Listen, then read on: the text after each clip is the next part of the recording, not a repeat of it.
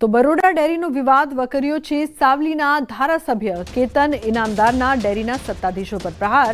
મૃતક સભાસદોના નામે દૂધ ભરાયું। બરોડા ડેરી ફડચામાં જઈ રહી છે। એમડી અને ચેરમેન કૌભાંડનો ઢાંક પીછોડો કરે છે। સીધા જ દૂધ ઉત્પાદકોના ખાતામાં કેમ નાણાં જમા નથી કરાવતા? એમડી અને ડેરીના ચેરમેનનું નિવેદન હાસ્યાસ્પદ। જે કાલે એવું કહેતા હતા કે તો મંત્રીની એક નાની ભૂલ છે, કોઈ કૌભાંડ થયું નથી, કોઈ ભ્રષ્ટાચાર થયો નથી।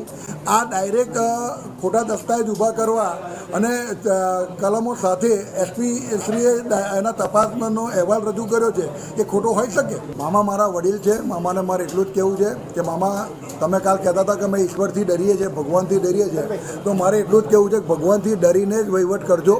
આમાં માત્ર ને માત્ર ખોટું કરવાથી એ ખોટું કરેલું પાછું આવવાનું જ છે।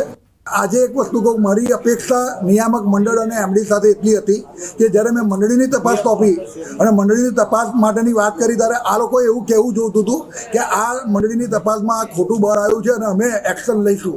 એની જગ્યાએ આ જ લોકો એ લોકોને બચાવતા નજરે પડ્યા તો મને પોતાને પણ આશ્ચર્ય થયું અને એમાં હું પોતે માનું છું કે એ લોકો જવાબદાર છે।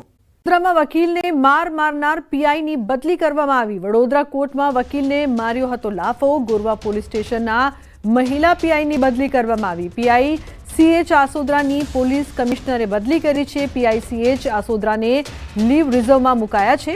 કોન્સ્ટેબલની પોલીસ હેડક્વાર્ટર ખાતે બદલી। વકીલે લેખિતમાં ફરિયાદ આપતા એસીપીને તપાસ સોંપાઈ છે। તો વકીલને માર મારનાર પીઆઈની બદલી કરવામાં આવી છે। ઉલ્લેખનીય છે કે માર માર્યા બાદ ફરિયાદ પણ નોંધાઈ હતી, જે બાદ કાર્યવાહી કરવામાં આવી છે। એમએલએ ભૂષણ ભટ્ટે મુખ્યમંત્રીને પત્ર લખ્યો છે। રાયખડમાં આવેલી પ્રસાદ મિલમાં વસતા લોકોને નોટિસ આપવા અંગે સીએમને પત્ર લખ્યો। 100 વર્ષ કરતાં વધુ સમયથી લોકો પ્રસાદ મિલમાં રહે છે। ગરીબોને અચાનક મકાન ખાલી કરવાની નોટિસ મળતા લોકોએ પૂર્વ એમએલએને રજૂઆત કરી હતી। પ્રસાદ મિલ વતી ધાક ધમકી સાથે મકાન ખાલી કરવાની નોટિસ અંગે મુખ્યમંત્રીને પૂર્વ એમએલએ દ્વારા પત્ર મારફતે રજૂઆત કરાઈ છે। વર્ષોથી વસતા લોકો સરકારના નિયમ મુજબના ભાડુઆત છે। મુખ્યમંત્રીને પત્ર એટલા માટે લખ્યો કે એ પત્રની અંદર મેં જાણ કરી છે કે આ અનેક વર્ષોથી આ લોકો અહીંયા રહે છે, અહીંયા ભાડુઆત છે। અશાંત વિસ્તાર ધારાનો અમલ થાય, આ વિસ્તારની અંદર સામાજિક સલામતી અને સામાજિક સુલેહ શાંતિનો ભંગ ના થાય અને સામાજિક સમતુલા જળવાઈ રહે। પેટા ચૂંટણીના સમયે જ આમ આદમી પાર્ટીમાં ભંગાણ સર્જાયું છે। જૂનાગઢ તાલુકા પંચાયતના બિલખા બેસેટના સદસ્યએ રાજીનામું આપ્યું છે। નિર્મલસિંહ ચાવડાએ આપમાંથી રાજીનામું આપ્યું છે। આપમાંથી રાજીનામું આપીને ભાજપમાં જોડાયા। ભાજપના પીઢ અગ્રણી રાઠોડભાઈ બોગરાની પ્રેરણાથી ભાજપમાં જોડાયા। તો વિસાવદર વિધાનસભાના ભાજપના ઉમેદવાર કિરીટ પટેલને સમર્થન આપવા ભાજપમાં જોડાયા છે। તો રાજ્યમાં હજુ 7 દિવસ વરસાદી માહોલ યથાવત રહેશે। 7 દિવસ હળવાથી મધ્યમ વરસાદની સંભાવના। આજે ઉત્તર, મધ્ય અને દક્ષિણ ગુજરાતમાં વરસાદની આગાહી। અમદાવાદ સહિત 22 જિલ્લામાં ગાજવીજ સાથે વરસાદની આગાહી। તો સૌરાષ્ટ્રના છૂટાછવાયા સ્થળોએ વરસાદની સંભાવના છે। હાલ વાતાવરણમાં ભેજનું પ્રમાણ વધારે હોવાથી વરસાદ પડી રહ્યો છે। આવતીકાલે 25 જિલ્લામાં વરસાદની આગાહી કરવામાં આવી છે। 5 જૂને અમદાવાદ, ગાંધીનગર, ખેડા, આણંદમાં આગાહી। તો 6 જૂને છૂટાછવાયા સ્થળોએ ગાજવીજ સાથે પડી શકે છે વરસાદ। 7 જૂને સૌરાષ્ટ્ર, ઉત્તર અને દક્ષિણ ગુજરાતમાં વરસાદની આગાહી કરવામાં આવી છે। તો 8 અને 9 જૂને પણ હળવાથી મધ્યમ વરસાદની શક્યતા છે। અમદાવાદમાં આજથી 7 દિવસ હળવા વરસાદની શક્યતા। અમદાવાદમાં 39 ડિગ્રીની આસપાસ રહેશે મહત્તમ તાપમાન। फोरकास्ट है आने वाला अगले 7 दिन का। पहला 3 दिन स्कैटर्ड प्लेसेस में हड़बड़ से मध्यम बरसात होने का संभावना है। गुजरात की जो उत्तर और दक्षिण क्षेत्रों में जो सारे जिला है इसमें हड़बड़ से मध्यम बरसात का संभावना है। और जो सौराष्ट्र कच्छ की दक्षिणी जिला है इसमें आपका आइसोलेटेड प्लेसेस में हड़बड़ से मध्यम बरसात होने का अगले 7 दिन में संभावना है। તો આજે આઈપીએલની ફાઇનલમાં વરસાદ બની શકે છે વિલન। અમદાવાદમાં આજે હળવા વરસાદની આગાહી। હવામાન વિભાગે હળવા વરસાદની આગાહી કરી છે। हड़बड़ से मध्यम बरसात का भी संभावना रहेगा मध्यम जो अहमदाबाद और आसपास क्षेत्र के लिए। 7 દિવસ વરસાદી માહોલ યથાવત રહેશે। 7 દિવસ હળવાથી મધ્યમ વરસાદની સંભાવના. આજે ઉત્તર, મધ્ય અને દક્ષિણ ગુજરાતમાં વરસાદની આગાહી છે. અમદાવાદ સહિત 22 જિલ્લામાં ગાજવીજ સાથે વરસાદની આગાહી. સૌરાષ્ટ્રમાં છૂટાછવાયા સ્થળોએ વરસાદની સંભાવના. હાલ વાતાવરણમાં ભેજનું પ્રમાણ વધારે હોવાથી વરસાદ પડી રહ્યો છે. આવતીકાલે 25 જિલ્લામાં વરસાદની આગાહી છે. 5 જૂને અમદાવાદ, ગાંધીનગર, ખેડા, આણંદમાં આગાહી કરવામાં આવી છે, તો 6 જૂને છૂટાછવાયા સ્થળોએ ગાજવીજ સાથે વરસાદ પડી શકે છે. 7 જૂને સૌરાષ્ટ્ર, ઉત્તર અને દક્ષિણ ગુજરાતમાં વરસાદની આગાહી. 8 અને 9 જૂને પણ હળવાથી મધ્યમ વરસાદની શક્યતા.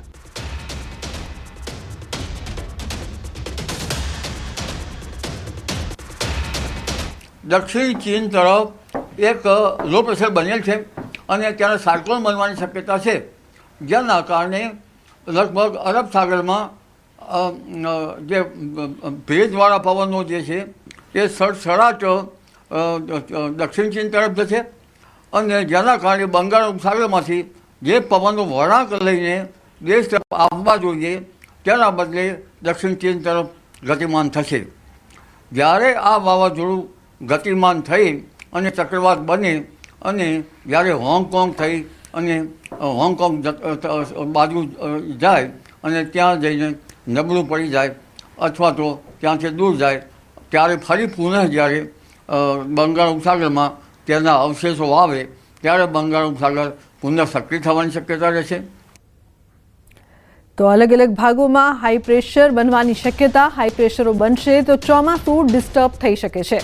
12 તારીખ બાદ મજબૂત સિસ્ટમ બનવાની શક્યતા છે. 13 જૂન બાદ ભારે વરસાદ થઈ શકે છે. દેશના કેટલાક ભાગોમાં પૂરની સ્થિતિ પણ બની શકે છે. હાઈ પ્રેશર કયા કયા ભાગમાં બને છે અને જો હાઈ પ્રેશરો બનશે તો ચોમાસામાં ડિસ્ટર્બ થઈ શકે, પરંતુ આમ છતાં તેની અસર ખાસ કરીને ઉત્તર ગુજરાતના ભાગોમાં અને કેટલાક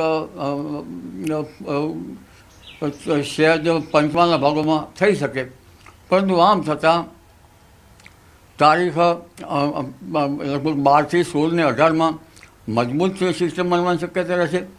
13મી જૂન પછી કેટલાક ભાગમાં ભારે વરસાદ થવાની શક્યતા રહેશે. પૂર્વીય ભાગોમાં દેશના ભારે વરસાદ થવાની શક્યતા છે. પૂર્વીય ગુજરાતના ભાગમાં ભારે વરસાદ થવાની શક્યતા રહેશે. કેટલાક ભાગમાં જળભરાવની સ્થિતિ રહેવાની શક્યતા રહેશે.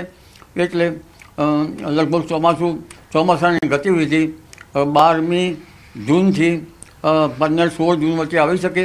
15 જૂનમાં ક્યારેક પીક પકડી શકે, પણ હાઈ પ્રેશર ક્યાં બને છે અને લગભગ સાયક્લોનિક સર્ક્યુલેશન, જો હાઈ પ્રેશર બનશે તો સાયક્લોનિક સર્ક્યુલેશન બનવાની હરકત આવી શકે. આ ઉપરાંત દેશના ઉત્તર ભારતમાં લગભગ વેસ્ટર્ન ડિસ્ટર્બન્સ આવવાની શક્યતા છે, પરંતુ તેની ગતિવિધિ હાઈ અને લો પ્રેશર ઉપર આધારિત રહેતી હોય છે. તો 8 થી 12 જૂન મુંબઈ, મહારાષ્ટ્રમાં પડશે વરસાદ. 13 થી 18 જૂનમાં ગુજરાતના ભાગોમાં પણ વરસાદ પડી શકે છે. દક્ષિણ અને મધ્ય ગુજરાતમાં પડી શકે છે વરસાદ. સૌરાષ્ટ્રના કેટલાક વિસ્તારોમાં પણ વરસાદ પડવાની સંભાવના. 8 થી 12 જૂનમાં મુંબઈ, મહારાષ્ટ્રમાં વરસાદ થવાની શક્યતા રહેશે અને તારીખ 12 થી 16 કે 18માં દક્ષિણ ગુજરાત અને વડોદરાના ભાગો અને પંચમહાલના ભાગોમાં વરસાદ થવાની શક્યતા રહેશે. પીડિતને ન્યાય માટે શાળાને બોમ્બની ધમકી. અમદાવાદની શાળાને બોમ્બની ધમકીના કેસમાં ખુલાસો થયો છે. પોલીસનું ધ્યાન ખેંચવા બોમ્બ પ્લાન્ટ કરવાનું લખાણ. જિનેવા લિબરલ સ્કૂલને બોમ્બથી ઉડાવી દેવાની ધમકી મળી હતી. શાંતિપુરા 4 રસ્તા પાસે આવેલ શાળાને મળી ધમકી. અજાણ્યા મેલથી બોમ્બથી ઉડાવી દેવાની ધમકી મળી છે. તો શાળા પ્રશાસને સ્થાનિક પોલીસ અને કંટ્રોલ રૂમમાં કરી જાણ. શાળામાં પોલીસ દ્વારા તપાસ પણ કરાઈ રહી છે. શાળા બિન અધિકૃત વ્યક્તિને પ્રવેશ ન આપવા જણાવાયું છે. ડીઈઓ દ્વારા વાત કહેવામાં આવી છે. ઈમેલમાં રેપ કેસમાં ન્યાય અપાવવા બોમ્બ બ્લાસ્ટની ધમકી આપવામાં આવી. હૈદરાબાદમાં થયેલ રેપ કેસને લઈને પોલીસનું ધ્યાન ખેંચવા આ ધમકી અપાઈ.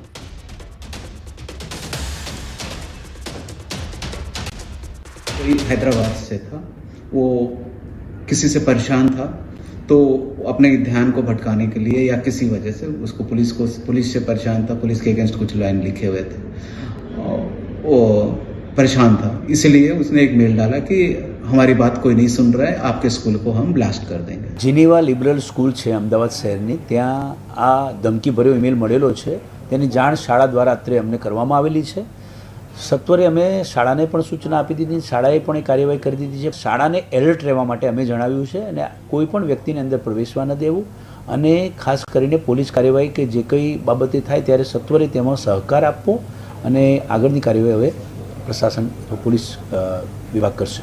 અમદાવાદના સાણંદ નજીક આવેલી શાંતિપુરા 4 રસ્તા પાસે જીનીવા લિબરલ સ્કૂલ જે છે કે તેને બોમ્બથી ઉડાવી દેવાની ધમકી મળી છે અને એક અજાણ્યો ઈમેલ જે છે તે સ્કૂલને સવારે 10:15 વાગે મળ્યો હતો અને તેમાં સ્કૂલને બોમ્બથી ઉડાવી દેવાની ધમકી આપવામાં આવી છે।